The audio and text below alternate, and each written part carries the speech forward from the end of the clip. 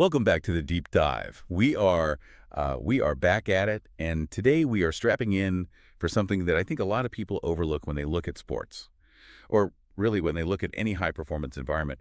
We are talking about the highly anticipated launch of Season 2 of the B.A.L.L. Premier League. It is really good to be back. And you are right, the temptation with the new season is always to look at the flashy stuff. Oh, absolutely. We want to know who is jumping higher, who added a new shot to their bag, who is running the fastest break. We are just wired to look for the physical upgrade. Exactly. We want the highlights. We want the dunks, and we want the poster moments. But when we actually sat down with the stack of reports from week 1, and I am talking about the game summaries, the narrative breakdowns, the roster updates, something else entirely jumped out at us. Completely different story. Right. The story wasn't really about athleticism this week. I mean, sure, there were athletes being athletic, but that is not what determined the winners and losers. No, not at all. If you look closely at the 4 games that defined this opening week, the deciding factor wasn't physical dominance. It was emotional stability. It was the ability to regulate under pressure. That is the hook right there. Right. We are calling this the psychology of week 1. Yeah. Because we saw teams with incredible talent absolutely implode because they couldn't keep their heads. Yeah. And we saw teams that looked a little rusty manage to grind out wins just because they didn't panic. Yeah. It is fascinating because it mirrors so much of what we see in the corporate world or, in crisis management. It is what I like to call composure metric. Composure metrics. I like that. Usually in basketball, we track points, rebounds, assists, steals. But if you could track bad decisions made under pressure or emotional outbursts per minute, you would have a perfect predictor for who won and who lost in week 1. It is the invisible stat sheet. The invisible stat sheet. So here is the mission for today for you listening. We have 4 specific games to get through, and we are going to dissect them not just play by play, but decision by decision. Right. We have the Bisons versus ECH. We have BBQ Chicken versus Hiraya. We have BBB taking on Royale 5150. And finally, the Raptors dismantling the Grizzlies. And in each of these matchups, we are going to look at the leadership decisions, or frankly, the leadership failures that tip the scales. We have ejections, we have strategic resting of players, and we have the classic rest versus rhythm debate. So if you are listening to this and you are trying to figure out how to lead a team or just how to keep your head on straight when things go wrong at work, this deep dive is for you. We are going to show you how one moment of anger can cost you everything. And how one moment of patience can secure a win. Exactly. So let us jump right into the deep end with the game that had the absolute most drama. Game 1, the Bisons versus ECH basketball. This was the headline matchup, really. And if you just look at the final score, Bison 70, ECH 52, you might think, okay, boring blowout, next game. Right. You see an 18-point difference and you move on. But that scoreline masks game that was much tighter and much more volatile than it looks on paper. If you just see a nearly 20-point blowout, you assume one team just wasn't ready to play. But looking at the game notes, ECH actually came to play. This was a physical, highly contested matchup. Until it wasn't. Until it wasn't, exactly. And we have to talk about the incident, the exact moment the rails came off. We do. The turning point of the entire match. We are looking at the ejection of ECH player Nikko Arias. Now, before we get into the psychology of it, we need to clarify who we're talking about here, because there was some confusion in the early data streams about his position and his number. Yeah, let us set the record straight on that, because details matter. If we don't know who the player is, we cannot understand the impact of his absence on the floor. Precisely. While some early roster sheets might have had him listed differently, the updated sources confirm Nikko Arias is wearing jersey number 3, and he is a center and power forward. He is a big man. He's a physical presence. Which makes what happened even more impactful.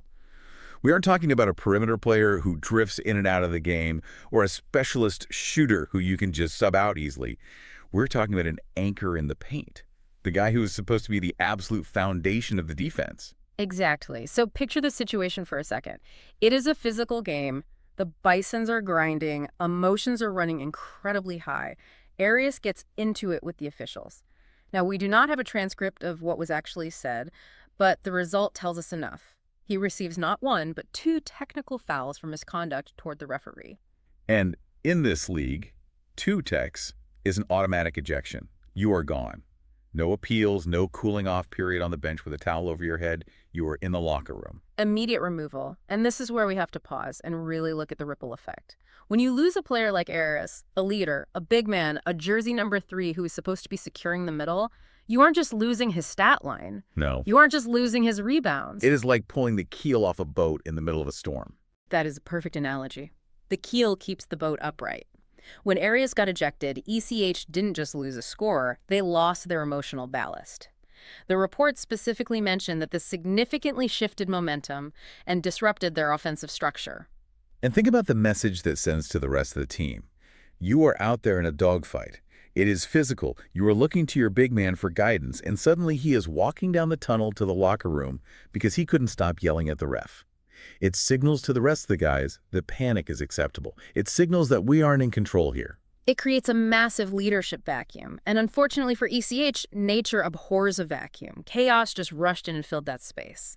But it wasn't just the ejection, was it? There was another external factor compounding this chaos. The logistics. This is the stuff that drives coaches absolutely crazy. The reports mentioned the late arrival of Carl Brian Cruz for ECH. Right. And I know some listeners might think, so what? He was a little late to the gym, people hit traffic. But in a high-performance environment, lateness is a killer. It really is. So now do the math on this. You have a key player arriving late, which means your early game chemistry is already completely off. Yeah, the warm-ups are messed up. The pregame speech is weird. Your floor spacing is weird because guys are playing out of position or trying to adjust to a rotation that isn't settled yet. Everyone is looking over their shoulder at the bench, wondering when he's going to check in. It distracts you from the play right in front of your face. Exactly. Then, right in the middle of that instability, your anchor gets ejected. It is a recipe for disaster. It creates a cognitive load that is simply too heavy to carry. The players on the floor are suddenly dealing with logistical issues and emotional volatility at the exact same time. It is too much to process. Winning becomes mathematically improbable at that point because your brain is trying to solve problems that have nothing to do with putting the basketball in the hoop. And while ECH is melting down on national television, look at what the Bisons are doing. This is the contrast that I think makes this game such a perfect case study for our psychology of Week 1 theme. The Bisons did not get sucked into the drama. They stayed incredibly disciplined. The Bisons' identity in this game was defined by two distinct things: physical resilience and emotional control. They saw ECH unraveling, and instead of joining the shouting match, they just went to work on the boards. They realized that the best way to respond to chaos is with strict structure. We have to spotlight Enrico Enriquez here.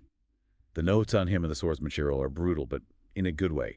He was battling inside all night, absorbing hard contact, and just grinding through everything. Enriquez was the physical embodiment of the Bison strategy. Take the hit, keep moving, don't complain, just rebound. Every single time he took a hard foul and didn't react, he was scoring points for his team's culture. He was demonstrating that we are here to play, we are not here to argue with the whistle.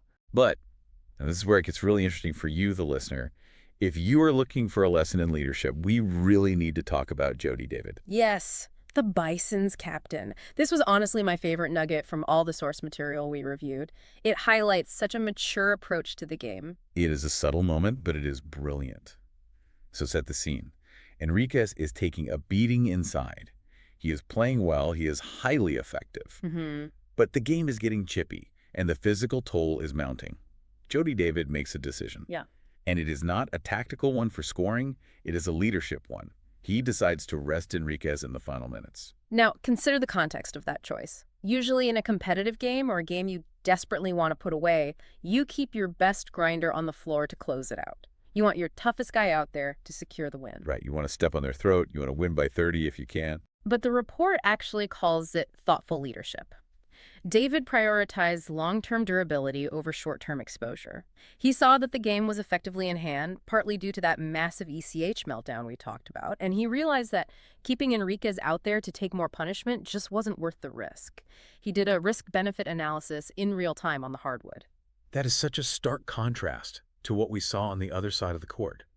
Compare David's decision to Arias' action earlier in the game. It is almost like a morality play. It is the defining dichotomy of the entire game. Arias, the ECH player, exposed his team to massive risk and ultimate loss because he couldn't control his immediate emotional reaction to a referee's call. David, the Bisons captain, protected his team and his teammate by thinking about the future, by thinking about the rest of the season. One is reactive, one is proactive. One is selfish, even if it comes from passion. It puts the self before the team outcome. And one is completely selfless. Exactly, and the result speaks for itself. Bisons win 70-52. They capitalized entirely on the momentum swing caused by the ejection. Their identity is now firmly established, disciplined, and physically resilient. They're the adults in the room. And ECH, where does this leave them? ECH is in a dangerous spot right now. The talent is there. We absolutely know they have the pieces. But until they fix the discipline issues, specifically those interactions with officials, they are going to struggle mightily. You cannot win in this league if you are essentially playing 4-on-5 because someone got cost. It is what I call the ejection tax. It is just too expensive to pay every week. The ejection tax, I love that. It is a hard lesson, but better to learn it in week 1 than in the playoffs, I guess. Okay, let us pivot to game 2. We are moving from a blowout caused by emotional drama to a tight game defined by what the experts are calling championship poise. BBQ Chicken versus Hiraya. This was a fascinating game because it followed a very classic narrative arc in sports. The rusty champion versus the hungry underdog. BBQ Chicken came into this with sky-high expectations. They are the championship team, they have the pedigree. But the reports say they started, well, sloppy. Rusty was the specific word used. Timing was off. Execution just wasn't sharp. Passes were maybe a half step too slow or a few inches off target. And honestly, this is normal for week 1. You cannot simulate real game speed in practice no matter how hard you train. But here's the danger, right? When a championship team starts slow and a team like Hiraya comes out swinging, it is very easy to panic. It is easy to look around and think, I know, we lost it. We aren't as good as we thought we were. Exactly. And Hiraya was definitely swinging. They competed hard. They had good ball movement. They had what the report calls perimeter confidence. They were shooting the ball well, spacing the floor out. They were keeping it close and even threatening to take complete control of the game. This is the big takeaway for the listener here. When you are performing badly, when you are having an off day, what do? Because we all have those days where the rust is incredibly real. Most people press. They try to hit the home run to make up for the strikeout. They try to make the miracle pass to show everyone that they have still got it. They try to force the issue. BBQ Chicken did the exact opposite. They simplified. They went back to basics. They stopped trying to be spectacular and started trying to be solid. The breakdown shows that as the game progressed, they settled into their sets. That phrase is key. Settled into sets. It means structure over chaos. They cleaned up their defensive rotations. They essentially realized, okay, our shots aren't falling, our rhythm is off, so let us just make sure we are in the right spots on defense. They didn't try to blow Hiraya out, they just tried to stop making unforced errors. And then came the closing minutes. The score is 73-67, so it is tight. This is a 2-possession game down the stretch. And this is exactly where championship poise becomes a weapon, winning on the margins. The report highlights 2 specific things: hitting free throws and getting defensive stops in the final possessions. The unsexy stuff, the stuff that does not make the highlight reel on social media. Completely unsexy. But that is how you close a game when you aren't playing your best basketball. You do not win with a highlight reel dunk. You win by boxing out and hitting a free throw. You win by doing the boring things perfectly when the pressure is at its absolute highest. So the comparison here is Hiraya played with perimeter confidence, which is great. They proved they belong on this stage. But BBQ Chicken played with veteran leadership. Correct. Hiraya proved they are a real threat. They are not a team to be overlooked this season. But BBQ Chicken proved that their identity is highly sustainable because it doesn't rely on being perfect. It relies on not panicking when things are imperfect. I really like that. Teams that don't panic when they're playing poorly are the hardest to beat. That is a bumper sticker right there. It is the absolute truth. If you have to play perfect to win, you won't win very often. BBQ showed they can win ugly. And in a long season, winning ugly is a strict prerequisite for a championship. All right, let us move over to Game 3. This one wasn't an emotional explosion and it wasn't a rush shakeoff. It was a straight-up chess match. Beats by Buffaloes or BBB taking on Royale 51-50. Final score, 55-50. Low scoring. Very low scoring for this league. And I know some fans look at that box score and think, boring, bad offense, nobody can shoot the ball. But I look at that and see a high IQ grind. I see 2 teams that simply refuse to give up anything easy. The report calls it a grind-heavy defensive battle. It was. This was half-court execution at its finest. limited transition scoring. This means both teams were getting back on defense every single time, forcing the other team to play against a set defense every single time down the floor. That is exhausting mental work. You have to literally think your way through every possession. Let us focus on BBB for a second. How did they pull this out? Because 55 points is not a lot to work with to secure a win. Their strategy was incredibly specific. They targeted the leaders of Royale 5150, specifically Obinna and Joel San Diego. They identified the two main engines of the Royal offense and made a collective decision to shut them down. Targeted them how exactly? Were they just fouling them hard? Were they double teaming every time they touched it? Not by playing dirty, but by completely swarming them with discipline. Yeah. The source material notes discipline, rotations, and help defense. Basically, every time Ine or San Diego touched the ball, they saw bodies. They saw a wall of defenders. BBB decided, we are not going to let these two specific guys beat us. If someone else beats us, fine, but not them. That requires so much trust in your teammates. If I go to help on Ian, I have to trust that you are going to rotate over to cover my man so we don't give up an easy backdoor layup. Exactly. It wasn't just individual hustle, it was true team execution. It was like synchronized swimming on the defensive end. And they controlled the tempo. They forced Royale to play slow. When you are a team like Royale and you have guys who can naturally score, getting stuck in the mud like that is incredibly frustrating. You want to run, you want to flow, but BBB just kept putting up stop signs. And yet, Royale didn't actually play badly, did they? A 5-point loss in a game like this is razor thin.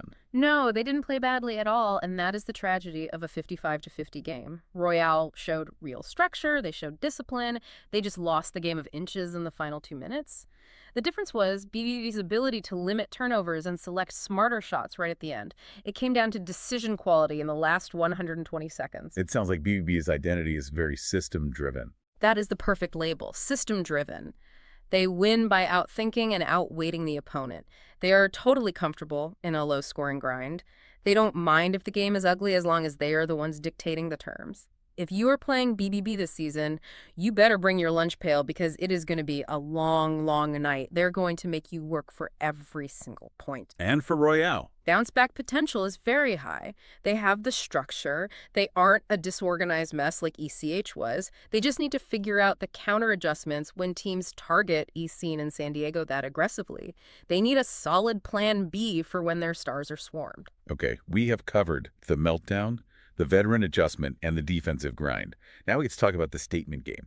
Game 4, Raptors versus Grizzlies. 62-37. That is a large number. That is a chasm of a point differential. The biggest margin of week 1 by far, a 25-point victory. So we are talking about composure today as our main theme.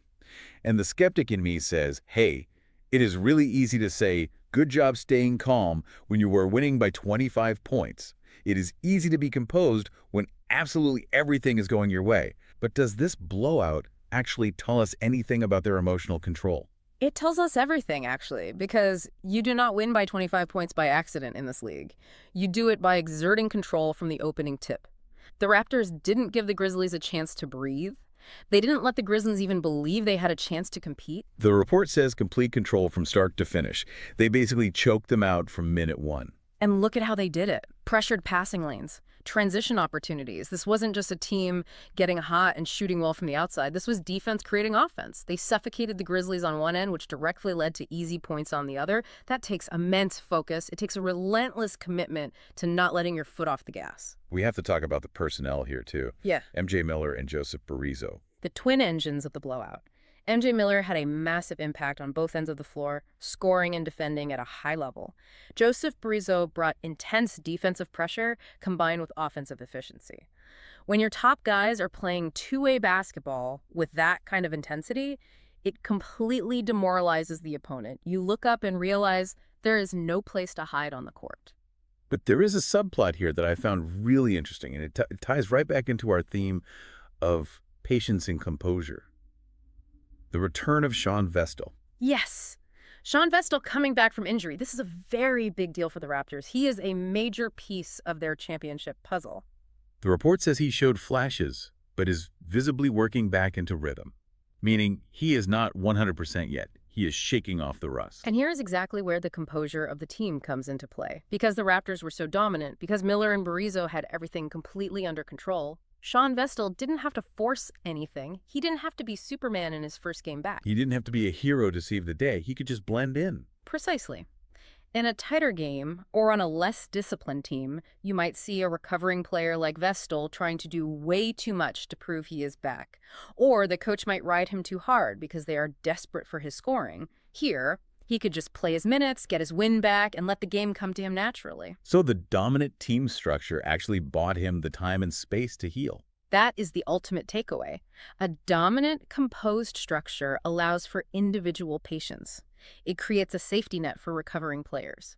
The Raptors look like early favorites, not just because they scored 62 points, but because they have a system that can integrate a rusty star without missing a single beat. If Vestil gets back to full form, watch out. Their ceiling goes through the roof. They are scary. If they are winning by 25 points with him at maybe 70%, imagine what they do when he is fully healthy and in rhythm. So let us zoom out for a minute. We have looked at all 4 games. We have these different team identities emerging from the data. We have the cautionary tale, the grinders, and the juggernaut. If you had to pick, based strictly on week 1 composure metrics, which identity is the most sustainable going forward? This is the synthesis moment. If we look at the data objectively across the board. Let us start with the one we're most worried about, ECH. ECH is the high-talent, low-emotional control model. Is it sustainable? No, absolutely not. You cannot rely on talent if your leadership is getting ejected for arguing. It is the most fragile identity in the league right now. They are a glass cannon. They are powerful, but they shatter easily under pressure. They will win some games big, but they will lose games they shouldn't simply because of their temper. Okay, what about the grinders? BBB and BBQ Chicken. These are your high-floor teams. Relying on defense like BBB and veteran poise like BBQ is highly sustainable. Even when your shots aren't falling, defense travels, composure travels.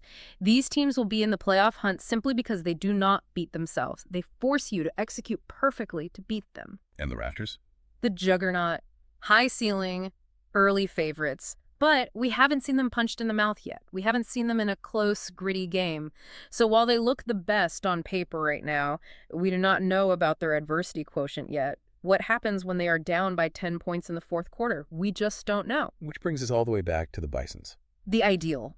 I argue that the Bisons showed the most complete leadership package of week 1. They faced real adversity against a chaotic physical opponent. They stayed calm. They had extreme physical resilience in Enriquez. And they had brilliant decision-making maturity in Jody David. It is the combination of the physical toughness and the mental discipline.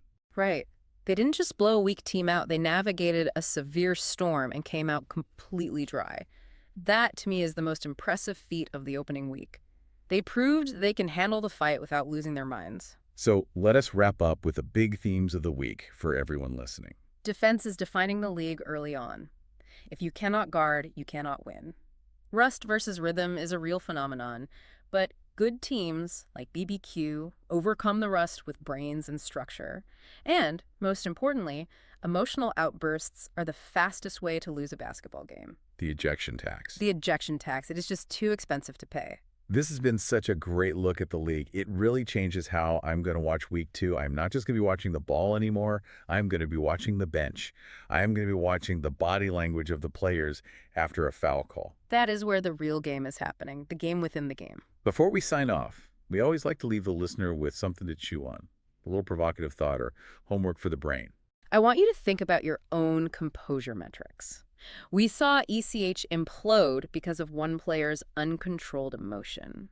We saw the Bisons succeed because of one leader's prudence and foresight. In your own high-pressure environments, whether that is a boardroom, a classroom, or even a construction site, are you the spark that blows it up, or are you the dam that holds the water back? Oh, that is good.